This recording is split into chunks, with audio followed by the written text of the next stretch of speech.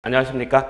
자, 2019년 9급 공채 시험에서 이제 교정학 개론에 관한 해설을 좀 진행을 해 보도록 하겠습니다. 자, 총 20문제 중에서 이제 우리가 보통 이제 구분을 할 때, 자, 형사정책론 부분하고 이제 교정론 부분을 합쳐가지고 우리가 이제 교정학이다라고 얘기를 하는 거죠.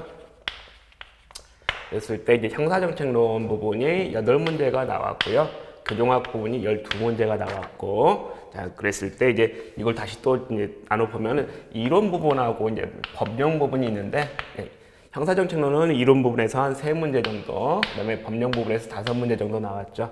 그리고 교정론 부분에서는 이론 문제가 4개, 그리고 나머지 8문제가 이제 법령 부분에서 나온 이제 정도가 됩니다. 그래서 전체적으로 보면은 총 20문제 중에서 이론 문제가 이제 7문제고 나머지 13문제가 이제 법령 문제인 거예요.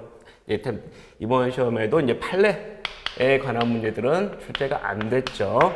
자, 그래서 뭐 법령 중에서도 그렇죠. 우리 이제 형해집행 및 수용대 처에 관한 법령 그 부분이 이제 가장 출제 비중이 많았던 것이고요. 그 외에 이제 민형교도소법이라든가 아니면 교도작업에 관한 법 또는 이제 그 밖에 형사정책 부분에서 소년법이라든가 그 외에 뭐 치료과목 뭐 이런 것들 전자장치 부착 이런 것들이 좀 쭉 나왔습니다. 그래서 난이도를 좀 보자면은 전체 문제들 중에서 보면은 이제 한 2문제 정도가 난이도 상이라고 부를 수 있는 게 한 2문제 정도 기본적으로 있고요. 그리고 이제 시험을 본 이제 수험생 입장에서 그 밖에 하나 더 정도 어렵다라고 느낄 수 있는 문제가 좀 있고요. 그래서 한 2문제에서 3문제 정도가 좀 어렵다라고 느낄 수 있는 문제가 되겠습니다. 그리고 중간 난이도 문제라고 볼 수 있는 게 한 9문제에서 10문제 정도가 있고, 마지막 이거는 이제 교정학을 공부했다면 이제 맞춰야 되는 문제가 아닐까라고 생각되는 부분이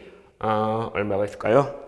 그렇죠. 자, 7에서 9문제 정도. 이제 개인차가 있기 때문에 이렇게 이제 범위를 설정을 해 놓은 것이고요. 그래서 이제 이렇게 출제가 되는 것은, 난이도가 이렇게 배치가 되는 것은 예년하고 이제 비슷한 수준이에요. 여기서 조금 더 난이도가 어려운 것이, 높은 게 더 출제가 되면 그게 이제 어려운 시험이 되는 것이고, 이 정도 난이도라면 뭐 평균적이라는 건 난이도의 이제 구분을 말하는 거예요. 평균적인 난이도의 출제가 아니었나라고 생각이 듭니다. 그래서 이제 우리가 보통 좀 생각을 해보자면은, 어려운 난이도의 문제는 누구한테나 다 어려워요. 누구한테나 다 어려울 수 있습니다. 물론 이제 공부를 되게 열심히 하고 좀 뛰어난 부분이 있고, 그런 분들한테는 그리고 거뜬히 맞출 수 있는 문제가 되기도 하겠지만, 일반적인 수험생들 입장에서 어려운 문제들은 있다는 것이죠. 자, 이런 것들이 집중하는 게 아니라 나머지 것들을 충실하게 지켜야 하는 게 아닐까. 이게 수험에 있어서 첫 번째 타겟이 아닐까라는 생각이 듭니다. 그렇죠? 이것만 해도 기본적으로 어떻게 됩니까? 17문제 이상이 된단 말이죠. 그러면 이 정도만 맞춰도, 그렇죠? 어려운 문제를 다 틀렸다고 할지라도, 그렇죠? 이 정도 문제만 맞춰도 이번 교정학 시험에서는 꽤 높은 점수를 맞았다라고 볼 수 있는 것이다. 이렇게 이제 제 나름의 기준에서 평가를 해보고요. 여기서 이제 거기서 더 나가서 플러스 알파를 가지고 이 중에서 한두 개를 더 맞췄다 그러면 이제 고득점이 확실히 되는 것이고요. 이렇게 생각을 해보시면 되겠고, 자, 항상 이제 향후 공부를 하실 때 이 부분 있죠? 그죠? 이 부분에 관한 문제를 챙기는 것이 수험에 여러분이 공부하는 첫 번째 목표다. 그래서 이 부분을 여러분이 반드시 맞추고 실수하지 않는 거. 그죠? 왜냐하면 대부분의 수험생들이 이 부분들을 잘 안 놓치거든요. 안 놓칩니다. 그러니까 이 정도의 점수는 기본적으로 맞아야 된다는 거예요. 그리고 나서 여기서 하나 아니면 2개 뭐 그 정도 플러스를 시킨다면 순수하게 고득점이 나올 수 있다는 것이죠. 그래서 첫 번째 단계는 이거다. 이 부분을 잡는 게 우선이다라는 걸 먼저 목표로 두세요. 어려운 문제를 맞추기 위해서 공부를 하시면 안 됩니다. 그죠? 기본적으로 주는 문제들을 잡으려고 노력을 하시는 게 맞단 말이에요. 항상 그 생각을 하시면서 공부를 하시기 바랍니다. 자, 20문제 한번 훑어보도록 하겠습니다. 자, 문제 1번이에요. 형해집행 및 수용제 처에 관한 법령상 수용에 관한 얘기를 이제 물어보고 있죠. 옳지 않은 거 골라와 보세요. 라는 문제. 자, 1번입니다. 수용자의 교화 또는 건전한 사회 복귀를 위해서 필요한 때에는 혼고 수용을 할 수 있다라고 되어 있습니다. 자, 우리가 수용의 원칙이 있었죠. 그 중에서 뭐가 있었습니까? 독고 수용의 원칙이 있었죠. 수용자는 원칙적으로 독고 수용을 하는 거죠. 하지만 예외적으로 혼고 수용을 할 수 있는 경우가 있죠. 그 예외적으로 혼고 수용을 할 수 있는 경우가 뭐다? 외우자고 했죠. 어떻게? 부족, 보완, 교사 이렇게 외우자고 했습니다. 형제평법 14조에 보시면은 자 독고 수용의 원칙을 말하면서 예외적으로 혼고 수용이 가능한 경우를 얘기를 한단 말이에요. 그래서 1호를 우리가 부족 이렇게 잡고 2호를 뭐야? 보안, 생명신체의 보호, 정서적 안정 그래서 보안 마지막으로 3호를 교화 또는 건전한 사회 복귀 해서 교사 이렇게 키워드를 그 두 문제를 잡았던 것이죠. 그래서 거기에서 교사에 해당하는 부분이죠. 3호에 교사에 해당합니다. 맞고요. 2번 초상 독고 수용이 나옵니다. 자 주간에는 자 일과에 따른 공동생활을 한다. 휴업일 야간에만 독고 수용을 한다. 초상 독고 수용의 내용으로 맞는 얘기고 3번에 개호상 독고 수용 어떻게 한다? 자 생명신체 보호, 시설 안전과 질서 유지를 위해서 항상 독고 수용한다. 항상 독고 수용한다. 자 항상 독고 수용하는 게 원칙인데 예외가 있더라는 것이죠. 어떻게? 수사나 재판, 실현동 목욕, 접견, 진료 이런 것들을 위해서 필요하다면 그러하지 아니하다. 뭐요? 다른 수용자들과 같이 처우할 수도 있다라는 얘기죠. 원칙은 항상 독고 수용하는 게 원칙이지만 예외가 인정이 된다라는 게 개호상 독고 수용. 자, 3번까지 다 맞습니다. 4번 교도관은 모든 독고 수용자들을 수시로 시찰하여 건강상 또는 교화상 이상이 없는지 살펴야 한다.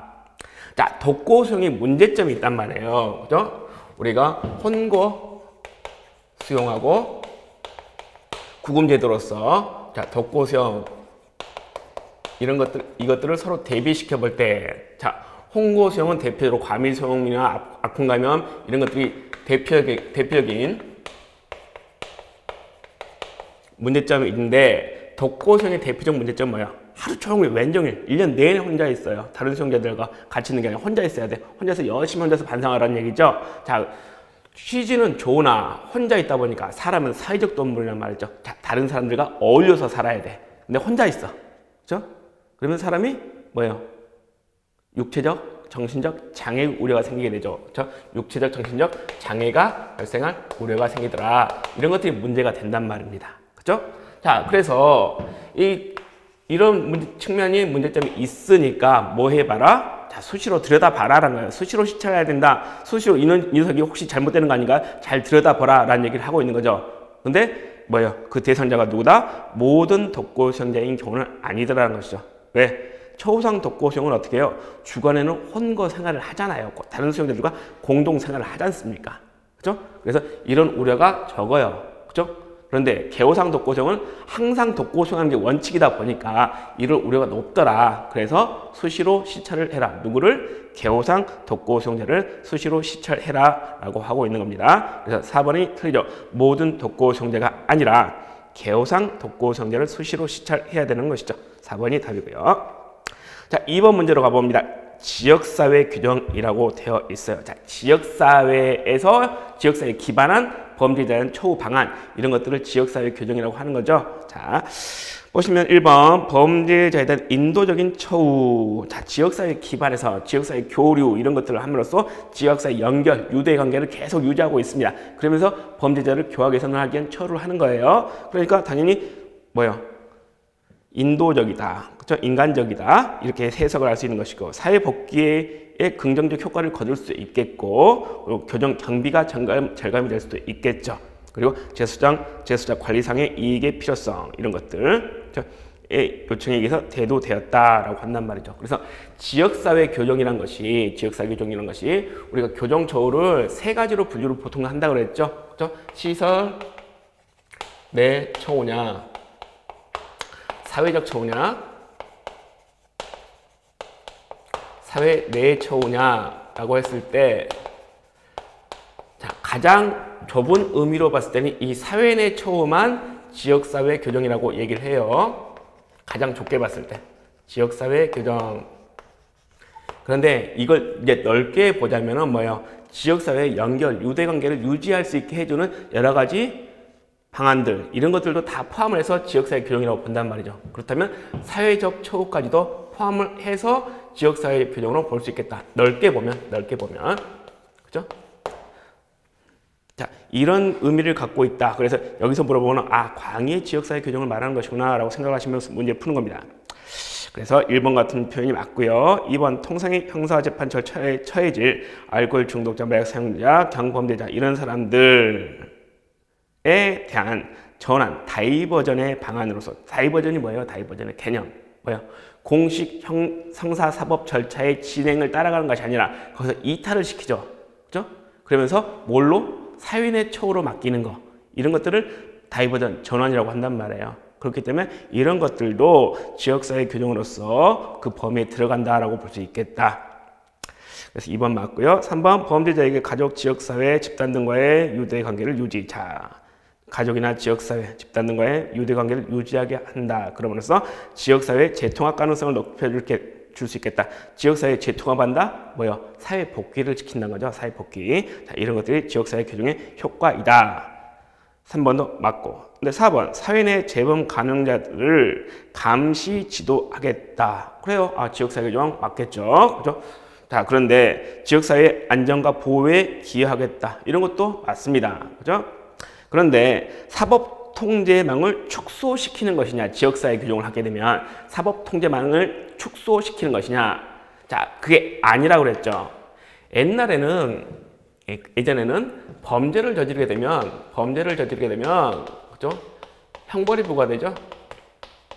형벌이 부과된다는 얘기. 대표적으로 뭐 자유형 이런 것들 뭐예요? 시설내초 아닙니까? 그죠? 아니면 뭐예요? 형벌을 부과하지 않으면 범죄가 아니다. 범죄를 저질렀으니 형벌을 부과하는 것이고, 범죄가 아니다. 그럼 자유예요. 그죠? 자, 이런 정도의 이제 양단식의 구조로 나뉘게 되는데, 그 중에서 이제 다 시점은 아닙니다. 그죠? 범죄를 저질렀는데 굳이 콩밥을 먹인다. 그죠? 시설내초, 교정시설에 수용을 해가지고 콩밥을 먹일 필요까지는 없는 경우들이 있더라. 우리가 여러분들 대표적으로 알고 있는 뭐 집행유예라든가 선고유예, 그에 따른 가석, 보호관찰, 사회봉사, 수강명령 이런 것들까지 전부 다. 자, 이런 것들이 생겨났다는 얘기죠. 그죠? 자, 그러다 보니까 사회적 초원이, 사회의 초원이 하는 것들이 예전에 이거밖에 없었어. 범죄를 저지르면. 근데 자꾸 분화가 생겨요. 그죠? 형사사법이 담당하던 범위들이 늘어났죠. 더 늘어났습니다. 쭉쭉쭉 더 늘어나요. 그럼 뭐예요? 이거는 형사사법망이 확대된다라고 표현하는 것이죠. 그죠? 형사사법망이 확대된 것이다. 그렇기 때문에 사법통제망을 축소시키는 것이 아닙니다. 자, 형사사법망, 사법통제망을 오히려 확대시키고 있다. 그래서 4번이 옳지 않은 것이다.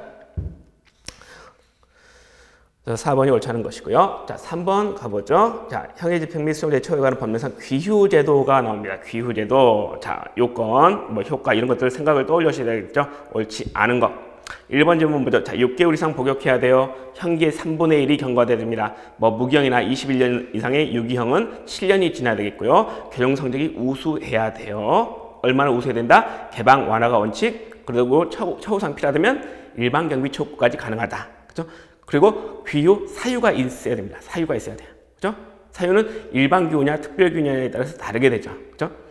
그랬을 때는 1년 중 20일 이내의 귀후, 1년 중 20일 이내의 귀후는 뭐야? 일반 기후로 말하는 거죠. 일반 기후. 형집행법 77조 1항에 있는 거, 이걸 허가할 수 있겠다. 자, 그런데 어떤 사유냐 하고 봤더니 질병이나 사고로 외부 의료시설에 입원이 필요하더라라는 사유가 있습니다. 이건 뭐예요? 일반 기후 사유에 해당하는 거죠. 그죠? 77조 제1항 제2호에 위치하고 있는 외부 의료시설의 입원이 여기에 해당합니다. 그래서 자, 일반 기후 허가할 수 있겠고요. 2번은 방금 전에 제가 말씀드렸죠. 교정 성적이 우수해야 된다. 얼만큼 우수해야 됩니까? 개방 완화가 원칙이고 처우상 필요하다면 뭐요? 일반 경비 촉구까지 가능하다라고 말씀드렸습니다. 그러니까 2번. 자, 교화 또는 사회복귀 준비 등을 위해서 특히 필요하더라. 일반 경비 촉구 수용자에게도 귀후 허가할 수 있겠다. 맞는 얘기가 되는 거죠. 3번. 수용자의 가족 또는 수용자의 배우자의 직계 존속이 사망하거나 위독하더라. 그러면 5일 이내의 특별기후를 허가할 수 있겠다. 자, 특별기후의 사유. 딱 두 가지가 있죠. 특별기후. 이때 사유 뭐예요? 가족이나 또는 배우자의 직계 존속이 어떻게 됐어요? 사망을 했을 때 또는 뭐예요? 직계 비속이 뭡니까? 혼례, 결혼을 하죠. 자, 이랬을 때만 특별기후, 5일 이내의 특별기호를 허가할 수 있는 거죠. 자, 그래서 지문 3번을 봤더니 수용자의 가족 또는 수용자의 배우자의 직계전서이 사망을 했습니다. 그러면 특별기호 맞죠? 그런데 주의를 해야 될 게 가족이나 배우자의 직계전석이 사망이 아니라 위독하더라. 이때는 뭐가 되느냐? 이때는 일반기호 사유가 된다. 일반기호. 그죠? 그래서 3번 보시면 자, 사망 부분은 맞는데요. 특별기호 사유로서 위독의 경우는 특별기호가 아니라 뭘로 가야 된다? 일반기호로 가야 된다. 그래서 3번이 옳지 않다. 4번 기후기간, 형집행기간에 포함이 되는 거죠. 자, 여비와 기후 중 착용과 복장 본인이 부담한다. 맞는 얘기입니다. 자, 3번이 옳지 않더라. 4번으로 가죠. 범죄 원인론 중 고전주의 학파에 대한 설명으로 옳은 거. 자, 고전주의 학파, 실증주의 학파 나오면 항상 기준점은 뭐다? 자유의지를 인정하고 있느냐라는 걸 기준으로 하는 거예요. 그죠? 고전주의 학파에서는 자유의지를 인정하고 그 자유의지에 의한 선택의 결과로서 범죄가 발생한다라고 얘기를 하죠. 왜? 인간은 합리적인 존재니까 자유의지를, 자유사랑을 갖고 있는 합리적 존재니까 자기가 그 자유의지의 발동에 의해서 자기 행동을 선택하고 그에 대해서 책임을 지는 그런 합리적인 존재라고 보는 거예요. 그죠? 그걸 전제로 한다.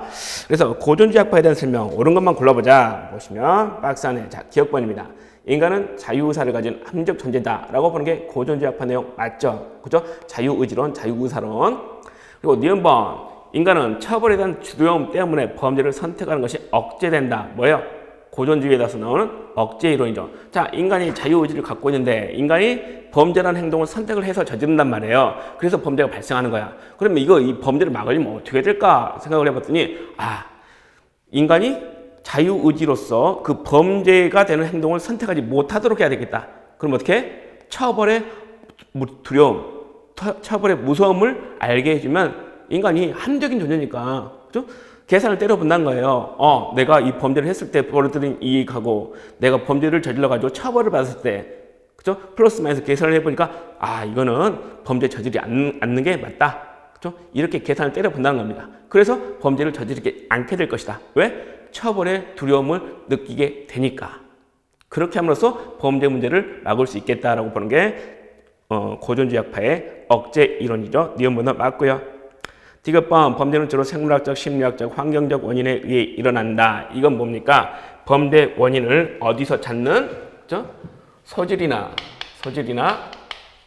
환경의 영향을 받아서 범죄가 발생하게 되는 거야 라고 보는 어느 입장? 실증주의의 입장이죠. 실증주의의 입장입니다. 반면에 뭐야? 방금 우리가 보는 고전주의는 인간이 자유의사에 의해서 범죄라는 것을 선택하는 거야. 실증주의에서는 소질 환경의 영향을 받아서 그렇게 될 수밖에 없었어. 그렇게 결정되어 있는 거야. 결정론. 그렇죠? 이렇게 보는 거란 말이죠. 그래서 디귿번은 실증주의에 관한 얘기다. 리을번, 범죄를 효과적으로 제지하기 위해서는 처벌이 엄격, 확실, 그리고 집행이 신속해야 된다. 형벌의 엄격성, 신속성, 확실성을 주장한 얘기죠. 고전주의 학파의 내용으로 맞습니다. 네, 미음번, 인간에 대한 과학적 분석을 통해 범죄 원인을 규명하고자 했다. 자, 범죄 원인의 규명에 있어서 과학적 연구 방법, 관찰이나 실험 이런 것들을 동원했다. 어느 입장? 실증주의의 입장이죠. 그래서 디귿, 미음을 제외한 기역, 니은, 리을이 고전주의 학파의 주장이 됩니다. 2번이 답이고요. 자, 5번으로 가봅시다. 특정 범죄자에 대한 보호관찰 및 전자장치 부착 등에 관한 법률. 거기서 전자장치 부착에 관한 설명으로 옳지 않은 거. 자, 1번 보시면 검사는 강도범죄가 나왔어요. 특정 범죄 중에서 징역형의 실형을 선고받았는데 집행 종료 후 8년 뒤에 다시 강도범죄를 저질러 버렸다.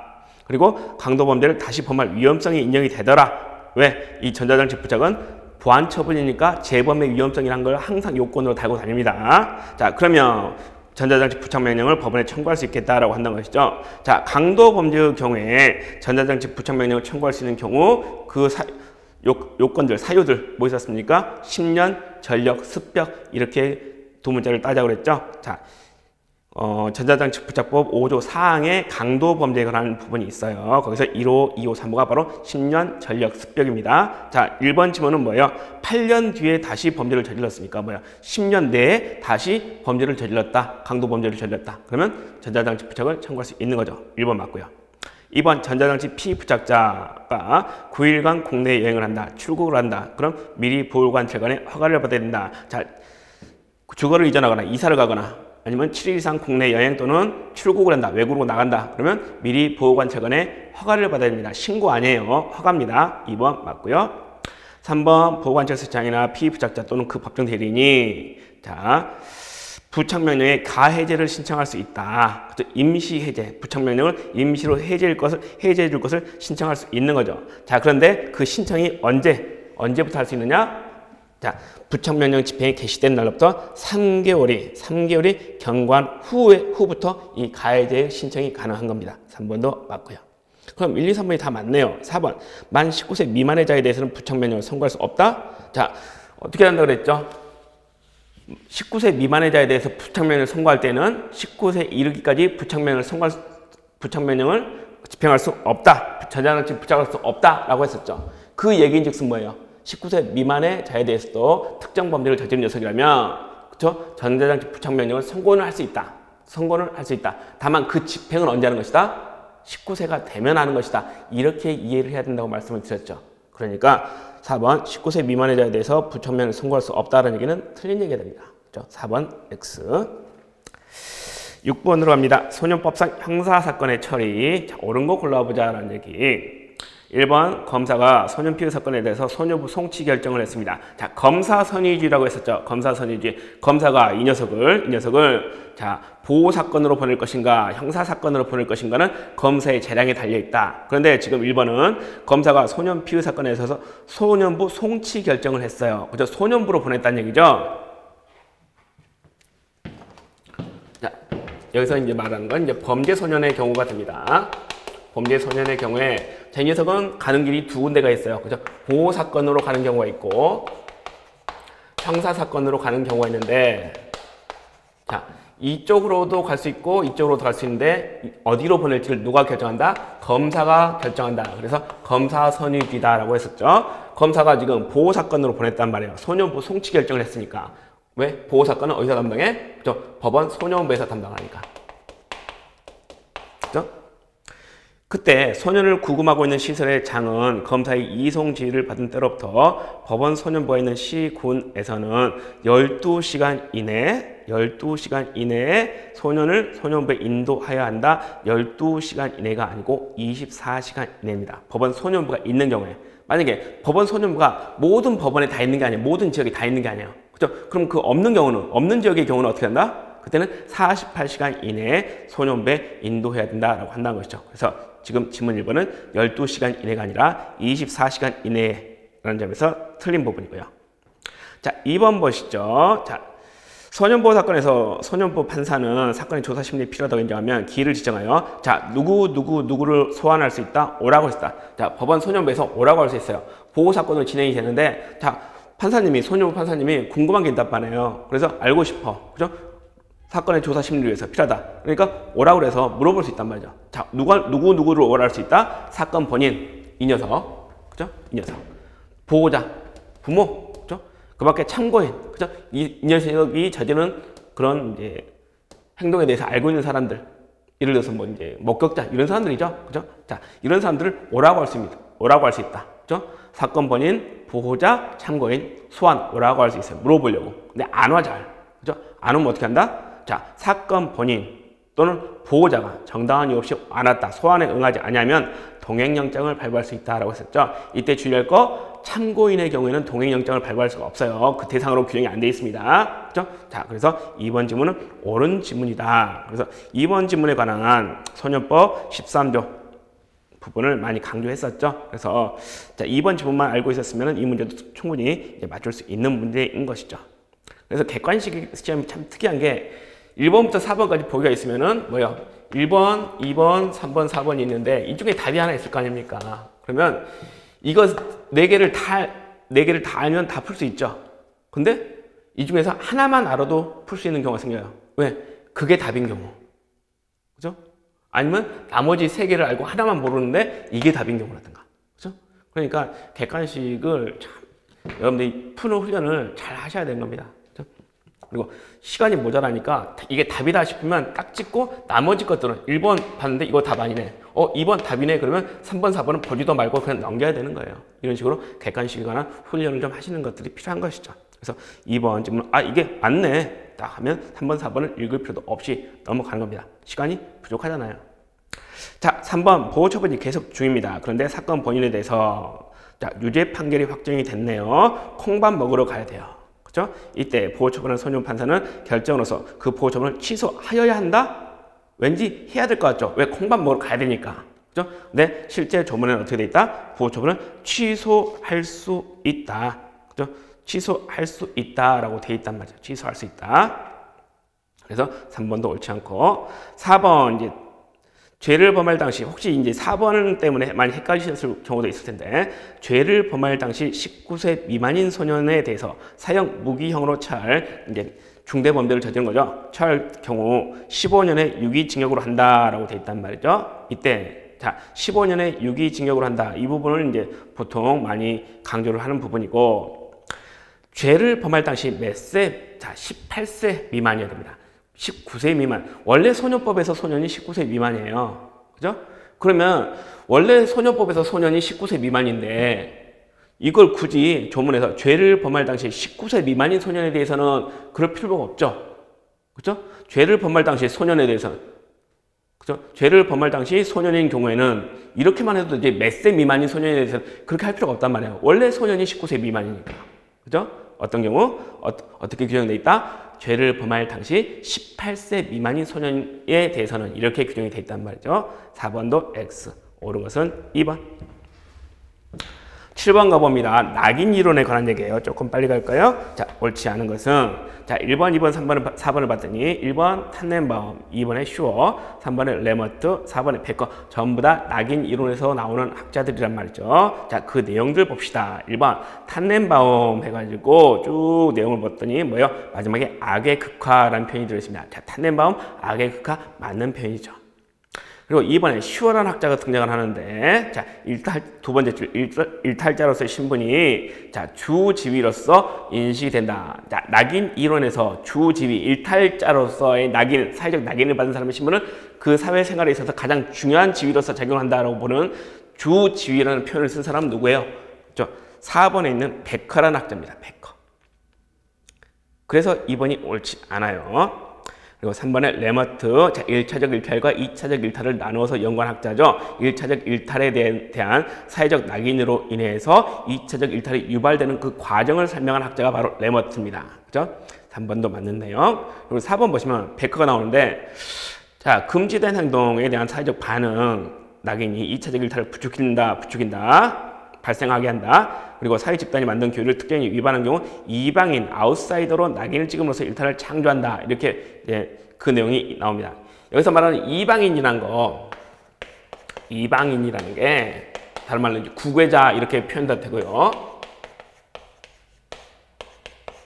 이렇게 번역도 되고요. 보통 이제 아웃사이더, 요즘 뭐 인싸, 아싸 뭐 그러던데. 이게 이제 그 베커라는 학자가 지은 책의 이름입니다. 그래서 그 1차적 일탈에 대한 사회적 반응, 낙인이 찍혀가지고 정상적으로 사회에 적응해서 살아갈 수 없는 사람들이 이방인 취급을 받는다. 이런 내용을 담고 있는 베커가 지은 책의 이름이 바로 이 아웃사이더예요. 그래서 3번도 옳은 얘기다. 그래서 옳지 않은 것은 2번이고요. 자, 8번 가보죠. 수용자의 분류심사에 대한 설명으로 옳은 거 1번 법무부 장관은 분류심사를 전담하는 교정시설을 지정 운영한다. 자, 분류심사 전담 교정시설을 지정 운영하는 사람이 누구다? 법무부 장관이다라는 거 반드시 알고 계셔야 되고, 자, 지방 교정청별로 2개소 이상이 되도록 하여야 한다. 아니죠? 지방 교정청별로 1개소 이상이 되도록 하면 되는 겁니다. 그래서 1번 X. 자, 2번 개별 처우 계획을 수립하기 위한 분류심사 뭐예요? 신입심사죠. 신입심사. 개별 최후 계획을 조정하기 위한 분류심사는 재심사인 것이고, 그죠? 그 신입심사는 매월 초일부터 말일까지 형집행주의서가 접수된 수용자를 대상으로 한다. 그래서 언제까지 완료하는 거예요? 그 달까지가 아니라 했죠. 그 다음 달까지. 자, 1일부터 예를 들어서 1월 1일부터 1월 31일까지 형집행주의서가 접수됐단 말이에요. 넘어왔어, 우리한테 수용자로서. 그러면 얘들에 대해서 언제까지? 그 달까지 하면 뭐예요? 1월 31일 날 넘어 얘는. 그죠? 그 달까지니까 2월달로 넘어가기 전까지 다 해야 되는데 안 되죠, 시간이. 그러니까 어디까지? 그 다음 달까지, 2월 말까지. 그죠? 2월 말까지 신심사를 완료하면 되는 겁니다. 그 다음 달까지 완료된다. 다만 특별한 사유가 있으면 그 기한을 연장할 수도 있는 것이고요. 2번이 옳죠. 3번 소장은 분류심사를 위하여 수용자와 그 가족을 대상으로 상담 등을 통해 수용자 신상에 관한 개별사인 조사 등등등 필요한 검사, 분류검사라고 하는 거 이런 것들을 할 수 있다. 얼뜬법에 맞는 것 같은데 분류검사의 대상이 누구다? 대상이 누구다? 수형자를 대상으로 하는 거죠. 수형자. 그죠? 그 가족은 대상으로 하는 게 아닙니다. 가족을 대상으로 하는 게 아니다. 가족을 대상으로 하는 게 아니다. 그래서 3번 지문이 옳지 않은 것이고요. 4번 징역형 금고형이 확정되었다. 근데 집행할 형기가 형집행기소 접수일로부터 얼마 미만이더라? 그러면 분류심사를 하지 아니한다. 얼마 미만이어야 돼요? 3개월 미만이라고 했죠? 3개월 미만. 왜? 형집행기소 접수일로부터 3개월 미만이면은 예를 들어서 얘기를 해보는 거예요. 자, 1월 1일 날 형집행지휘서가 접수가 됐어. 그럼 얘는 언제까지? 뭐예요? 신입심사 하면 되는 거예요. 2월 말까지. 그죠? 근데 봤더니 뭐예요? 얘가 1월 1일 날 형집행지휘서가 접수가 돼가지고 수용자로서 신분이 바뀌었는데 얘가 남은 형기가 어디까지야? 3월 말까지밖에 안 돼. 그죠? 그죠? 지금 남은 형기가, 집행할 형기가 3개월이 채 안 되는 경우들이 생긴단 말이에요. 그죠? 그랬을 때, 자, 그래도, 이 녀석을, 자, 이 기간에 수용되는 녀석들을 2월 말까지 개별 최후 계획을 수립하기 위한 분류심사를 거쳐가지고 여기서 끝나는 게 아니죠. 그 다음에 뭐예요? 신심사를 한다면, 그 다음에 개별 최후 계획을 또 수립을 해야 되죠. 계획을 수립을 해야 됩니다. 그래서 그 수립한 결과를 바탕으로 뭐예요? 자, 이제 너를 사람 만들어줄 우리가 궁극의 작전을 짰어. 자, 우리 잘해보자 라고 했더니 저 이제 곧 가는데요. 집에 가는데요. 이런단 말이에요. 그러니까 이런 경우에는 뭐 할 필요가 없다. 분류심사를 굳이 할 필요가 없다. 할 필요가 없다. 그래서 하지 않는다 라고 하는 겁니다. 3개월 미만이더라. 그래서 4번도 옳지 않다. 옳은 것은 2번이죠. 자, 9번 가봅니다. 수용자의 분류 옳지 않은 거 1번. 자, 이 문제도 약간 좀 까다로운 문제라고, 꽤 난이도가 있는 문제라고 보여집니다. 기존의 시험에서 잘 등장하지 않는 부분이었기 때문에. 자, 1번 미네소타 단면적 인성검사, 자, MMPI라는 거. 자, 수용자의 인성을 분석을 하는 것이죠. 여러분들도 많이 해보셨을 거예요. 학교 다니실 때나 이럴 때. 자, 인성이 귀찮은 수용자 분류 방법이다. 비정상적 행동을 객관적으로 측정하기 위한 수단으로 만들어졌다. 그래가지고 뭐 이런 남자분들 같은 경우에는 그 병역 검사할 때 이런 것들 많이 해보시잖아요. 그죠? 비가 오고 천둥이 치면 누군가를 죽이고 싶다. 예, 아니요. 그죠? 그래서 처음엔 아니요. 그죠? 그러다가 다음 페이지 넘어가면 또 똑같은 질문이 있어. 또 예, 아니요. 그죠? 뭐, 다음 페이지에 또 있어. 막 이런 식의 문제들. 그죠? 이런 것들이 가지고 이렇게 뭐예요? 일관적인 답을 하지 못하는 그런 경우들. 또는 뭐 예라고 대답하는 그런 경우들. 이상한 반응을 보이는 애들은 따로 이제 나오라 그러죠. 그죠? 그래서 이제 더 검사를 하고 그런 경우들입니다. 이번에 대인적 성숙도 검사 I레벨 테스트라는 게 있는데 이것도 이제 그 인성을 측정하기 위한 것이죠. 그렇죠? 그래서 수용자를 지적 능력에 따라 분류하기 위해서 사용하는 도구이다. 전문가 도움 없이 교도관들이 분류심사에 활용할 수 있어 비용이 적게 든다. 이런 장점이 인정이 된다. 이게 아니고, 그죠? 자, I레벨 테스트라는 게 이제 대인적 성숙도 검사라고 하는 것인데 워렌이라는 학자가 그 창안을 했죠. 그래서 그 개인의 성숙도를 검사를 해가지고 그걸 바탕으로 그 성숙 정도에 따라서 초호 방법을 달리하면 맞지 않겠느냐, 뭐 이런 것들을 위한 겁니다. 근데 이 I레벨 테스트가 뭐예요? 전문가 도움 없이 그냥 아무나 쓸 수 있는 게 아니고, 그죠? 자, 전문가들이, 전문적인 지식을 가진 사람들이 실시를 하고 그 결과를 바탕으로 분석을 하고 그래서 구체적인 방안으로 나아가는 것이기 때문에 그죠? 아무렇게나 활용할 수 있는 것들이 아니고 따라서 비용도 상당히 많이 드는 단점이 있다고 합니다. 그래서 2번이 옳지 않다라고 하는 것이죠.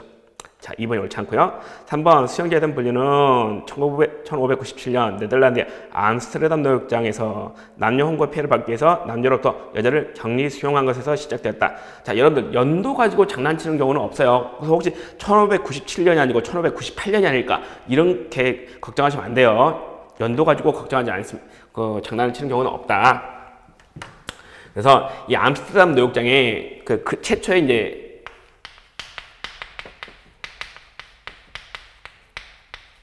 노역장이 우리 교정사에서 교정의 역사에서 이제 중요한 이유는 이게 뭐예요? 암스테르담 노역장이 자 최초로 근대적 의미의 자유형을 시행했다라는 측면에서 가장 각광을 받는 것이죠. 왜? 여기서 말하는 근대적 의미의 자유형이라는 건 뭐예요?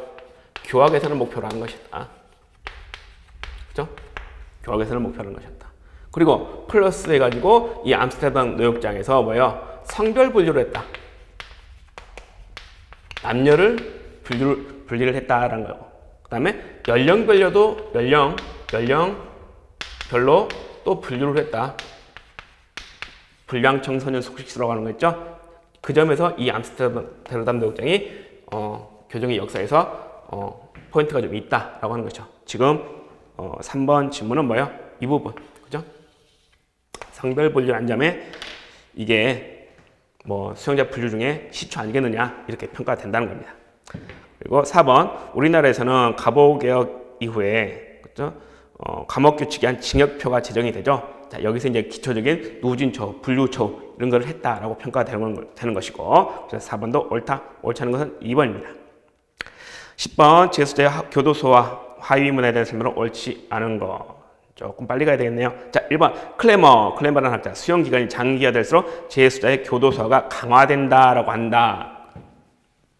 자꾸 쓰면은 시간이 부족하니까. 자, 맞는 얘기고 2번 휠러라는 학자는 재수자의 교도관에 대한 친화성 정도가 입소 초기 말기에는 높고 뭐예요? 말 잘 듣는다는 얘기입니다. 그런데 중기에는 낮다. 말 잘 안 듣는다는 얘기예요. 그죠? 삐죽대고 반항하고 이런다는 얘기입니다. 자, 교도소의 정도가 U자형의 곡선, 유형 곡선 이론이라고 하는 것이죠. 자, 이건 걸 보인다 라는 얘기고. 자, 3번 보시면 서덜랜드 크래시라는 학자는 자, 재수자가 지향하는 가치를 기준으로 자, 교도소의 하위 문화를 세 가지로 나눕니다. 범죄 지향적 부문화, 수형 지향적 부문화, 그리고 합법 지향적 부문화로 구별하는데 그 중에서 수형 지향적 재수자, 수형 지향적 부문화의 부문화를 이제 받아들인 수용자는 자신의 수용 생활을 보다 쉽고 편하게 보내는데 관심을 둡니다. 여기까지 맞아요. 그런데 그 다음에 이를 이용하여 출소 생활을 원활히 하는데 많은 관심을 보고 있다. 얘는 뭐야? 그 안에서 교도소 안에서 자기가 누릴 수 있는 거, 그죠?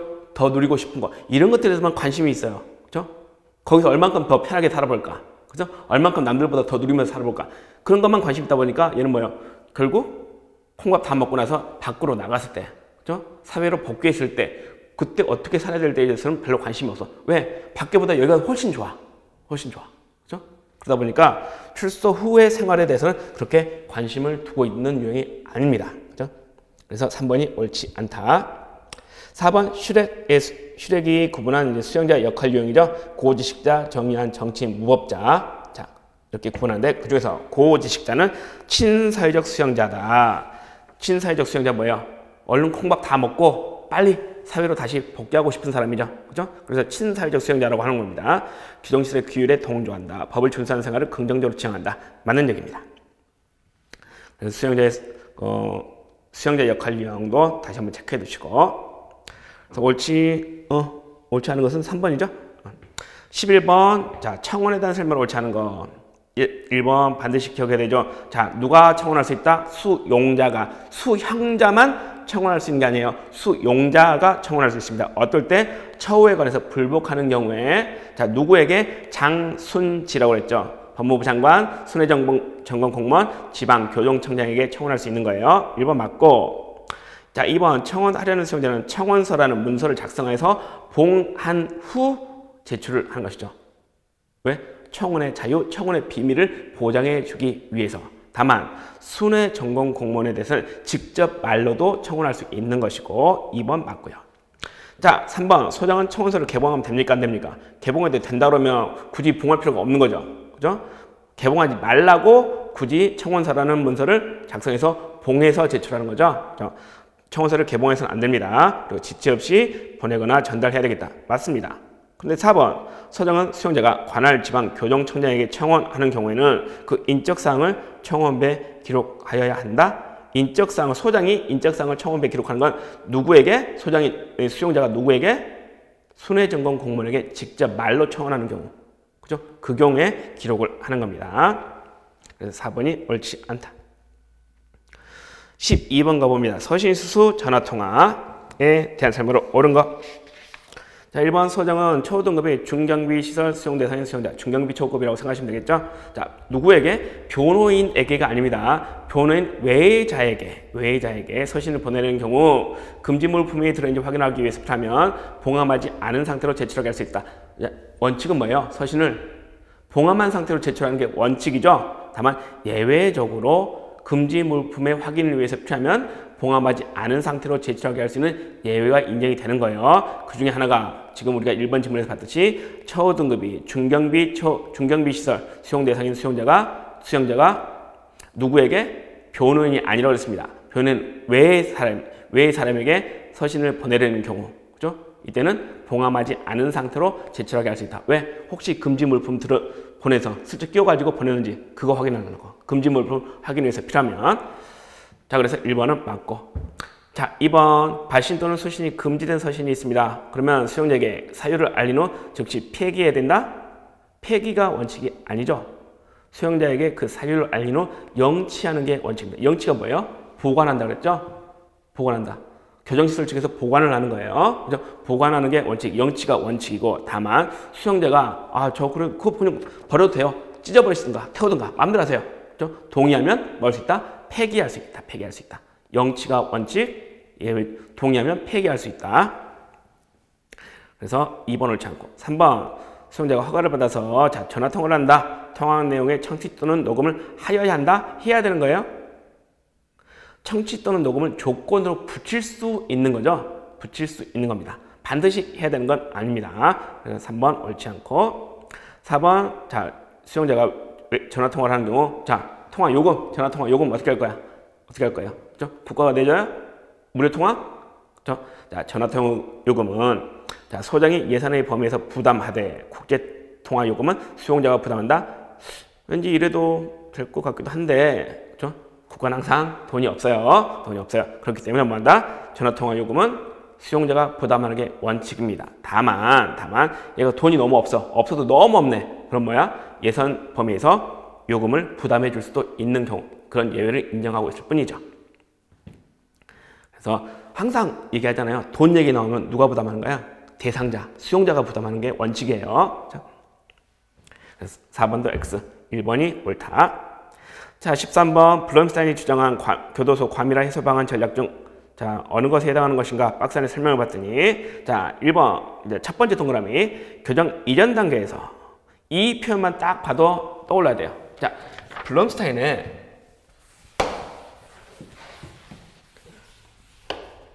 블럼스타인의 과밀성 해소 방안이 뭐 있어요? 자, 5개 보자 그랬죠?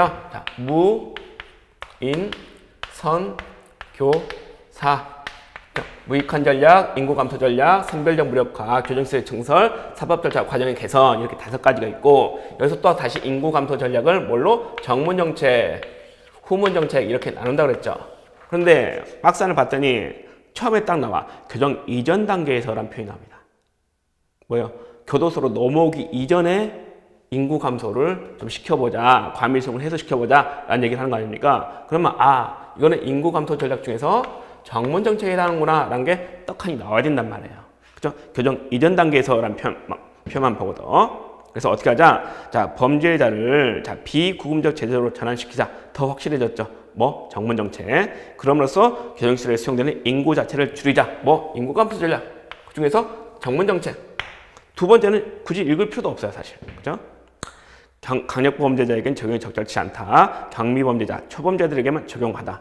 적용 가능하다. 이런 한계가 있겠다. 왜? 강력범죄를 저지른 중대범죄를 저지른 사람들한테 굳이 교도소에 집어넣지 말고 그 전에 해결하자. 뭘로? 비구금적 체제로. 말이 되겠습니까? 안 되겠죠? 그래서 이거는 정문정책에 해당하는 설명이 있다. 3번이 맞고요. 14번입니다. 자, 민영교도소 등의 설치, 운영에 관한 설명. 자, 1번. 자, 법무부 장관은 교정 업무를 자, 어디에 위탁할 수 있다? 공공단체 외라고 되어 있습니다. 공공단체는 안 돼요. 그죠? 왜? 민영교도소잖아요. 민영교도소. 그죠? 공공단체는 아니고 그 외에 법인, 단체, 그 기관이나 개인에게 위탁할 수 있는 겁니다. 다만 포괄적으로 위탁한다. 그 경우에는 자, 포괄적으로 위탁한다. 덩치가 크겠죠. 그러니까 어디에만 위탁할 수 있다? 그죠? 법인에게만 위탁할 수 있겠다라고 한다는 거 다 알고 계시죠? 1번 맞고요. 2번 자, 위탁계약 기간은 자, 수탁자가 교도소 등의 설치 비용을 부담하는 경우 자, 건축 비용 막 건물 세웠어. 막 땅 사고. 그죠? 그러면 기간을 너무 짧게 놔둘 수 없죠. 그러니까 얼마? 10년 이상 20년 이하. 그 밖의 경우는요. 1년 이상 5년 이하. 그리고 이 기간은 또 갱신할 수도 있겠다. 이렇게 얘기하고 있다. 그리고 3번. 자, 이 3번 지문 때문에 이제 이것을 좀 까다롭게 생각하실 수도 있는데 이제 평소에 이제 이 부분에 대해서 강조를 좀 했었죠. 자, 교정법인의 대표자는 자, 민영교도소에 장을 겸할 수 있다 없다? 안 된다 그랬죠? 왜? 학교법인하고 그 학교법인에서 세운 학교하고 사립학교, 그죠? 학교법인하고 그 사립학교, 이 학교법인의 이사장하고 사립학교의 교장선생님하고 같은 사람이면 된다 안 된다? 안 된다 그랬습니다. 그거와 똑같은 얘기를 했어요. 그래서 교정법인의 대표자는 민영교도소에 장을 겸할 수 있다 없다? 없다. 그런데 이사는 교정법인의 이사는 그 감사 또는 그 민영교도소의 장이나 직원을 겸할 수 없다. 자, 이때 특이한 게 이사의 경우에는 감사나 민영교도소의 직원을 겸할 수는 없는데 민영교도소의 장은 제외한다라고 되어 있어요. 그럼 그 얘기는 무슨 얘기예요? 이사가 민영교도소의 장을 맡을 수 있다는 얘기죠. 그래서 그 부분에서 3번 질문이 틀린 겁니다. 이사는 민영교도소의 장이 될 수가 있어요. 좀 특이하죠? 특이합니다. 그래서 이 부분을 자꾸 강조해서 말씀을 좀 드렸던 기억이 있고요.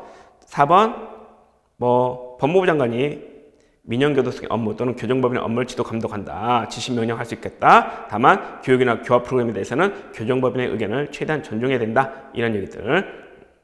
이것도 아는 얘기입니다. 그래서 3번이 옳지 않다. 15번 안전과 질서에 대한 설명 옳은 것만 골라보자. 자, 이것도 잘 좀 보죠. 1번 기억번 소장원 수용자가 자살 또는 자해의 우려가 있다. 그러면 의무관의 의견을 고려해서 진정실에 송할 수 있다. 수용자가 좀 자살 자해의 우려가 있어요. 그럼 어떻게 해줘야 될 것 같아요? 보호해줘야 되죠? 보호해줘야 됩니다. 그래서 진정실이 아니라 보호실에 수용할 수 있는 겁니다. 기억번 X. 니은번 교도관은 자살 등 방지를 위해서 전자장비를 이용해서 수용자 또는 시설을 개화할 수 있죠. 다만 전자 영상 장비 뭐죠? CCTV 카메라. 자, 이걸로 거실에 있는 수용자를 개원한 경우에는 자살 등의 의료가 큰 때문에 할 수 있다. 매우 많이 출제되었던 지문이죠. 맞습니다.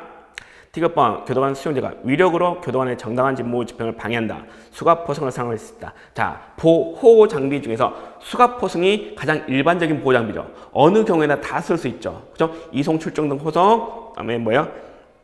도주 자살 자해, 위해 위력 손괴 어떤 경우에든 다 쓸 수 있습니다. 그러니까 D급반에 위력으로 교도관의 정당한 직무 집행을 방해한다. 수갑포승 당연히 쓸 수 있죠. 그리고 리얼번 보시면 교도관 수용자가 다른 사람에게 위해를 끼치거나 끼치려고 하는데 무기를 사용할 수 있다. 자, 수용자에 대한 무기 사용, 수용자 외의 사람의 경우도 뭐 비슷합니다만은 무기라는 건 뭐예요? 사람의 생명이 왔다 갔다 한다고 그랬죠. 그러니까 그 요건이 엄격하게 되어 있다. 좀 더 표현이 강하게 되어 있다라고 말씀드렸어요. 그렇죠? 그래서 그냥 위해가 아니라 어떤 위해라고 그랬죠? 중대한 위해라는 표현이 들어가야 된다라고 말씀드렸죠. 근데 리얼번은 그냥 위해라고 되어 있습니다. 그러니까 이거는 무기 사용 요건으로 안 맞는 거예요. 그래서 옳은 것은 뭐예요? 니은하고 디귿 3번이 답이 되겠죠.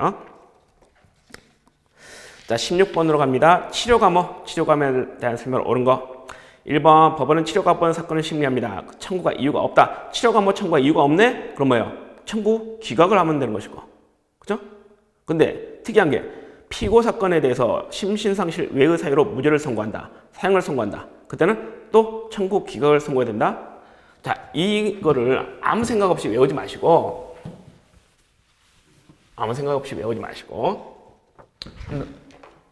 생각을 해보는 거예요. 지금 치료감호 사건은 이란 표현이 있고 피고 사건이라는 표현이 있잖아요. 그죠? 그래서 치료감호의 대상이 되는 범죄, 그 범죄에 대해서 공소제기를 합니다. 그죠? 공소제기라고. 그래서 이게 피고 사건이 되는 거예요. 그리고 봤더니 이 범죄를 저지른 녀석이 뭐가 있어? 재범 위험성, 치료감호의 필요성이 있어. 그죠? 재범의 위험성이 인정이 돼. 그러면 뭘 하죠? 치료감호 청구를 하죠. 그래서 이게 치료감호 사건이 되는 거예요. 그런데 문제는 치료감호 청구를 했는데 이게 이유가 없어. 그죠? 이게 오케이가 아니고 이거 안 되네. 그러면 청구 기각하는 거예요. 기각. 그죠? 그죠? 그런데 그 외에 이번에는 피고 사건에 관하여. 그죠? 그 범죄를 저지른 것에서 처벌하기 위해서 공소제기를 했다. 그래서 그 피고 사건에 대해서 이게 뭘로 나왔다? 심신상실 외의 사유로 무죄가 나왔다. 또는 사형이 선고됐다.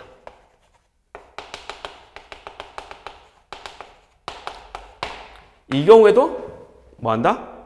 판결로서 청구 기각을 선고해야 된다라고 돼 있단 말이에요. 그죠? 다시 보세요. 자, 재범 위험성이 있기 때문에 치료감호 청구를 했어요. 근데 이게 이유가 없어. 그러니까 기각을 했어. 여기까지는 뭐 타당하다. 근데 느닷없이 자, 그 피고 사건에 대해서 무죄를 선고하더라는 거야. 무죄를 선고하다. 무죄가 죄가 없다는 얘기죠. 죄가 없다. 그죠? 죄가 없으니까 그죠? 굳이 뭐요? 이놈이 그 범죄를 저지른 게 아니에요. 그죠? 그렇기 때문에 치료감호 청구에 대해서도 청구 기각을 하는 거예요. 다만 심신상실 때문에 무죄를 선고했다라고 한다면 이때는 문제가 다르죠. 그놈이 저지른 건 맞는데 얘가 제정신이 아니니까 유죄 선고를 못하는 거예요. 그죠? 그 경우에는 뭐 할 수 있겠다? 치료감호를 인용할 수도 있겠다는 겁니다. 그리고 사형을 선고한 경우는 어떤 경우예요? 얘 죽어요. 그죠? 죽을 날 받아놓고 곧 언젠가 죽으래야. 걔에 대해서 굳이 치료감호 청구를 인용을 할 필요가 있습니까? 치료감호에 처할 필요가 있어요? 죽으랜데? 그죠? 그러니까 이때도 기각을 하는 거예요. 기각을. 이렇게 뜯어서 한번 생각을 해보시고요. 그래서 1번은 맞습니다. 그 다음에 2번 근로에 종사하는 피치료감호자에게 근로역을 북돋는다 석방과 사회정책에 도움이 될 수 있도록 누가 정하는 바에 따라 법무부 장관이 정하는 바에 따라 뭐를 작업장려금이라는 표현은 우리가 형해집행및 수용자의 처우에 관한 법률에서 봤던 내용이고 근로에 종사하는 피치료감호자에게는 근로보상금이라는 것을 그 다음에 작업장려금은 지급할 수 있는 거지만 근로보상금은 지급해야 되는 거죠. 그렇죠? 그래서 그 차이점 반드시 기억을 하자고 했습니다. 지금 2번 질문에서 작업장려금을 지급할 수 있다 그러니까 틀린 거예요. 어떻게 표현 드려야 돼? 작업장려금이 아니라 근로보상금을 지급할 수 있다가 아니라 지급하여야 한다로 바뀌어야지 맞는 질문이 된다는 거죠. 2번 틀리고요. 3번 치료감호심의위원회는 치료감호만을 선고받은 피치료감호자에 대한 집행이 시작된 후 6개월이 지났을 때 상당한 기간을 정하여 치료를 위탁할 수 있다. 치료 위탁할 수 있다. 집행이 시작된 후 1년, 적어도 1년은 지나야 되겠다는 거죠. 그렇죠? 그래야지만이 치료 위탁이 가능할 수 있겠다. 1년입니다. 6개월이 아니라 1년. 그래서 틀린 것이다. 그리고 치료 위탁이 되면 뭐요? 보호관찰이 시작이 되죠. 3년짜리 보호관찰. 그것도 연관지어서 알아두시고. 4번 형법상 살인죄를 범한 자의 치료감호 기간을 연장하는 신청을 검사가 한단 말이죠. 연장을 신청을 하고 그에 대해서 이제 그 신청을 받아서 검사가 연장 청구를 해요. 그러면 언제까지 된다? 그 청구는 그 기간 종료 3개월 전까지 해야 되는 것이 아니라 6개월 전까지 해야 된다라고 규정이 되어 있더라. 이건 뭐 알아둬야 되는 것이죠. 그렇죠? 특별한 이유가 있다기보다는 숫자상으로 되어 있는 거기 때문에 이거는 이제 외워야 돼. 단순 암기해야 되는 사항입니다. 3개월 전까지 해야 되는 것이 아니라 6개월 전까지 해야 되겠다. 그래서 옳은 것은 1번이더라. 17번 가봅니다. 조금 교도작업 및 특별회계에 관한 설명을 옳지 않은 것은 1번 소장은 민간기업과 처음 교도작업에 대한 계약을 할 때 어디에 누구의 승인? 지방교정청장의 승인이 아니고 처음 계약을 체결할 때는 법무부 장관의 승인을 받아야 되는 겁니다. 다만 재계약의 경우, 재계약을 할 때에는 처음 계약하는 게 아니라 재계약을 하는 경우에는 그때는 지방교동청장의 승인만 받아도 돼요. 근데 처음 계약할 때는 법무부 장관의 승인을 받아야 됩니다. 다만 계약 기간이 3개월 이하, 단기. 자, 단기인데 단기의 경우에는 승인을 요하지 않는다고 되는데 그 단기가 얼마를 단기로 하느냐? 3개월이 아니라 2개월 이하를 단기라고 얘기를 합니다. 그래서 1번 질문은 두 군데가 틀린 거예요. 지방교동청장의 승인이 아니라 법무부 장관의 승인이고요. 그다음에 계약 기간이 3개월 이하가 아니라 2개월 이하일 때 승인을 요하지 않는 겁니다. 그리고 2번 교도작업의 종류는 직영, 위탁, 노무, 도급 2로 구분되었고요. 3번 교도작업을 중지하려면 지방교동청장의 승인을 받아야 된다라고 되어 있습니다. 그리고 4번 특별회계의 세입 세출의 원인이 되는 계약을 담당하는 계약 담당자가 만약에 그 계약을 수의계약, 수의계약으로 한다라고 한다면 교도관의 심의를 거쳐야 된다라고 되어 있단 말이죠. 근데 지금 27번 문제가 이제 어떻게 보면 이제 까다로운 문제죠, 사실은. 왜냐면 1번, 2번, 3번, 4번 지문 전부 다 뭐예요? 교도작업의 운영 및 특별회계에 관한 법률의 시행 규칙에 관련된 내용이 들어가 있단 말이에요. 그죠? 교도작업의 운영 및 특별회계에 관한 법률이 있고 그 법률에 시행령이 있고 또 시행 규칙이 있습니다. 법률이 있고 그 법률에 시행령이 있고 시행 규칙이 있단 말이에요. 근데 법률을 물어보는 것도 아니고 물론 이제 1번 지문은 법률에 관한 내용이 들어가 있습니다. 근데 뭐 1번의 다만 부분하고 그다음에 2번, 3번, 4번은 전부 다 시행 규칙에 관해서 이제 문제가 물어보고 있어요. 이런 식의 문제들이 가끔씩 출제가 됩니다. 가끔씩 출제가 돼요. 근데 과연 이게 타당한가는 약간 좀 의문점이 있습니다. 그죠? 뭐 승진 시험이라든가 그런 경우는 혹시 모르겠습니다만은 공채 시험 문제에서 과연 이렇게 출제하는 것이 맞는가는 좀 의문점이 있죠. 그래서 너무 파고 들어가서 구속진대에서 내는 거 아니냐 그런 생각을 이제 조심스럽게 말씀을 드리는 거고요. 어쨌든 간에 1번 지문만 정확히 알고 있었으면 법무부 장관의 승인을 받아서 체결을 한다라는 걸 알고 계셨으면은 이 문제도 맞출 수는 있겠다라고 보여집니다. 근데 까다로운 건 어쩔 수가 없죠. 17번 문제 까다로운 문제. 1번이 답입니다. 18번 벌금과 과료 시간을 조금 더 빨리 가야 되겠네요. 벌금과 과료에 대한 설명. 1번 벌금은 5만 원 이상이다. 깎아줄 때는 5만 원 미만을 할 수 있다라고 했었고 과료는 2천 원 이상 5만 원 미만이고 맞죠? 그리고 2번 이거 많이 강조해드렸는데요. 벌금 과료는 판결 확정일로부터 30일 내에 내야 됩니다. 맞죠? 그런데 단 부분이 잘 봐야 된다 그랬죠. 벌금 또는 과료를 선고할 때는 동시에 그 금액을 완납할 때까지 노역장애 유치할 것을 명할 수 있다. 과료는 여기서 빠져야 되죠. 왜? 벌금은 5만 원 이상이에요. 그죠? 예를 들어서 몇백억짜리 벌금을 맞을 수도 있단 말이에요. 그러니까 이 벌금 안 내려고 도망가는 놈들이 생길 수 있으니까 어떻게 할 수 있다? 동시에 그 금액을 완납할 때까지 노역장애 유치할 것을 명할 수 있습니다. 하지만 과료는 다르죠. 왜? 과료는 방금 얼마라고 했어요? 2천 원 이상 5만 원 미만. 설마 이거 안 내겠다고 도망다니는 놈은 없을 거란 말이에요. 그렇기 때문에 동시에 그 금액을 완납할 때까지 노역장애 유치할 것을 명할 수 있다의 대상은 뭐예요? 벌금을 선고할 경우만 해당이 되는 겁니다. 과료는 여기에 해당이 안 돼요. 그래서 2번이 틀린 겁니다. 3번, 4번은 다 맞는 얘기죠. 한번 체크해 두시면 되겠고 19번 갑니다. 보호소년 등의 처우에 관한 법률상 수용 보호에 대한 설명 보죠. 1번 소년 원장은 법무부 장관의 허가를 받아서 보호소년을 다른 데로 이송할 수 있겠다. 법무부 장관의 허가 맞고요. 2번 보호소년이 사용하는 목욕탕, 세면실, 화장실 그죠? 조금 뭐예요? 개인적인 부분들이 이제 드러나는 것이죠. 그죠? 씻는다거나 용변을 본다거나 하는 부분 그런 곳이니까 거기에 전자 영상 장비를 설치 운영하는 것은 그죠? 이탈, 난동 등등등 그런 시설의 안전이나 질서를 해치는 행위 오류가 큰 때만 할 수 있겠다. 맞습니다.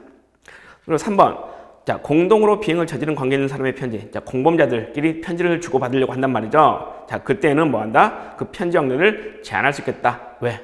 친구야. 그러면서 어쩌고저쩌고 하면서 친구끼리 우정을 다지는 게 아니라 서로 말을 짜맞추려고 할 수 있기 때문에 편지 왕래를 제한할 수도 있겠고 그 편지의 내용을 검열할 수도 있겠다라고 한다는 거 알아두시고요. 근데 4번 미성년자인 보호소년. 미성년자예요. 지금 미성년자. 그죠? 미성년자인 보호소년이 친권자나 후견이 없다. 돌봐줄 사람이 없어. 그죠? 있어도 그 권리를 행사할 수 없다. 그죠? 있긴 있는데 없는 거나 마찬가지야. 역할을 못해. 그럴 때는 자, 법원의 허가, 포인트 하나. 자, 법원의 허가를 받아서 적당한 자로 하여금 친권자나 후견인의 직무를 행사하게 해야 된다? 아니죠?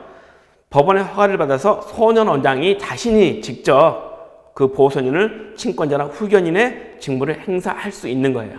그죠? 적당한 자로 하여금 그렇게 시키는 게 아닙니다. 그죠? 소년 원장이 직접 자기가 친권자나 후견인의 직무를 행사할 수 있는 거예요. 법원의 허가를 받아서. 그래서 4번이 옳지 않다. 자, 마지막 문제 20번입니다. 자, 바르톨라스의 소년 교정 모형 4가지가 있죠. 자, 보기 2에서 보듯이 의료 모형, 적응 모형, 자, 범죄 통제 모형, 최소 제한 모형이 있단 말이에요. 이거를 이제 보기 1과 연결시키는 겁니다. 자, 보기 1 기업권 보시면 자, 비행소년은 통제할 수 없는 요인에 의해서 범죄자로 결정되었다라고 되어 있단 말이에요. 결정되었다. 그죠? 이들은 사회적 병질자다. 어디가 문제 있는 애, 아픈 애들이다. 따라서 처벌의 대상이 아니라 치료의 대상이다. 치료라는 표현이 나와요. 자, 이게 뭐에 관한 어떤 측면이 녹아 들어가 있는 거예요? 그죠? 실정주의, 아까 말했던 실정주의 측면이 녹아 들어가 있는 거예요. 그죠? 어디가 모자란 애들 우리가 바르게 이끌어줘야 돼. 사람 만들어줘야 돼. 처우해야 돼. 치료해야 돼. 이런 표현들. 그래서 자, 기업권은 자, 실정주의의 영향을 받은 그죠? 그래서 비행소년들을 처벌이 아니라 치료, 처우의 대상으로 보는 의료 모형과 연결이 되더라. A번과 연결이 된다. 그 다음에 니은번은 범죄소년은 치료의 대상이지만 치료의 대상이라고 보네. 기본적으로 실증주의의 영향을 받는 거 맞네. 그렇죠? 근데 대신에 의료 모형과 달리 자, 의료 모형에서는 뭐라고 본다고 그랬죠? 사회적 병질자, 모자란 애들, 그렇죠? 많이 아픈 애들 이렇게 보는 의료 모형이 아니라 거기서 한 단계 더 나아가죠. 합리적이고 책임 있는 결정을 나름대로 할 수 있겠다. 그런 상태에 있다. 그러니까 그 부분이 의료 모형과 다른 부분이에요. 그럼으로써 현실요법, 집단지도 상호작용, 교류 분석 등의 처를 통해서 자, 범죄소년의 사회 재통합을 강조하는 입장. 자, 이건 뭐다? 적응 모형. B번과 연결이 되는 것이고. 자, 그 다음에 D급번 비행소년에 대해서 소년사법이 개입하면 낙인의 부정적 영향으로 인해서 별로 안 좋은 길로 간다는 거죠. 낙인의 부정적 영향, 낙인 이론의 근거를 두고 있구나라고 볼 수 있죠. 그러면 자, 낙인 이론에서는 범죄 대책으로서 4D 원칙, 그죠? 4D 원칙, 비범죄, 비형벌화, 비시설 처우, 다이버전 이런 것들을 주장하죠. 자, 그것과 궤를 맞춰서 청소년을 범죄소년으로 만들지 않는 길은 뭐한다? 시설에 수용하지 않는 것. 비시설 처우, 그죠? 이런 것들을 주장한다. 자, 이건 뭐다? D번의 최소 제한 모형 이런 것들과 연결이 된다는 거죠. 그 다음에 리을번 마지막 지금까지 소년 범죄자에 대해서 시도해온 다양한 처우 모형들이 다 실패했다. 그럼 어떻게 하자? 이 나쁜 놈들을 때려잡자 라는 것이죠. 자, 강력한 조치로서 소년 범죄자에 대한 훈육, 처벌을 강조하는 입장. 이건 뭐다? C번의 범죄 통제 모형, 통제, 억제 이런 것들을 강화하는 고존주의의 입장. 자, 이런 것들을 강조하는 입장이죠. 그래서 범죄 통제 모형 C번과 연결이 됩니다. 그래서 답은 2번이 되겠죠. 2번이 되겠죠. 그래서 바르톨라스의 소년 교정 모형도 꽤 오래간만에 등장을 했어요. 한 4, 5년 정도 만에 등장을 다시 한 겁니다. 자, 이렇게 해서 총 20문제 한번 풀어봤고요. 자, 항상 하는 얘기지만 이번에도 문제 경향을 보면 특별하게 어렵다라기보다는 시험 난이도를 조절하기 위해서 그죠? 이제 조금 문제를 그런 식으로 구석진대에서 아니면 종전에 건들지 않았던 부분에서 이제 내는 부분들이 있는데 그런 부분들은 틀리더라도 어쩔 수가 없어요. 그죠? 하지만 다른 수험생들이 다 맞출 수 있는 부분들 그런 부분들을 틀리면 타격이 큽니다. 그래서 아까 말했듯이 난이도가 높지 않은 부분들을 다 이삭죽기 하듯이 주워 담으면 그것만 해도 상당한 점수가 돼요. 거기서 플러스 하나, 두 개 하면은 여러분들이 원하는 점수에 다가갈 가능성이 높아진단 말이죠. 그런 것들을 염두에 두시고요. 앞으로도 공부하는데 방향을 좀 설정을 해주시 바랍니다. 자, 오늘 수고하셨습니다.